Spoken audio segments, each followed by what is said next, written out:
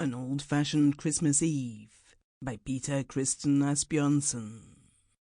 The wind was whistling through the old lime and maple trees opposite my windows. The snow was sweeping down the street, and the sky was as black as a December sky can possibly be here in Christiania.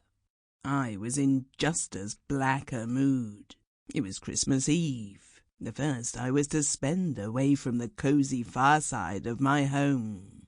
I had lately received my officer's commission, and had hoped that I should have gladdened my aged parents with my presence during the holidays, and had also hoped that I should be able to show myself in all my glory and splendour to the ladies of our parish. But a fever had brought me to the hospital, which I had left only a week before, and now I found myself in the much-extolled state of convalescence. I had ridden home for a horse and sledge and my father's fur coat, but my letter could scarcely reach our valley before the day after Christmas, and the horse could not be in town before New Year's Eve. My comrades had all left town, and I knew no family with whom I could make myself at home during the holidays.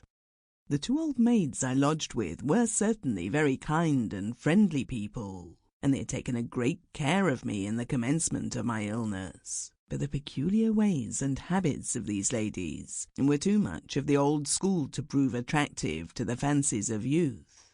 Their thoughts dwelt mostly on the past, and when they, as often might occur, related to me some stories of the town, its peoples and its customs, these stories reminded me not only by their contents, but also by the simple, unaffected way in which they were rendered, of a past age.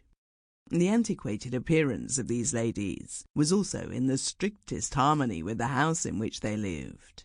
It was one of those old houses in Custom House Street, with deep windows, long dark passages and staircases, gloomy rooms and garrets, where one could not help thinking of ghosts and brownies. In short, just such a house, and perhaps it was the very one which Maurice Hansen had described in his story, The Old Dame with the Hood. Their circle of acquaintances was very limited.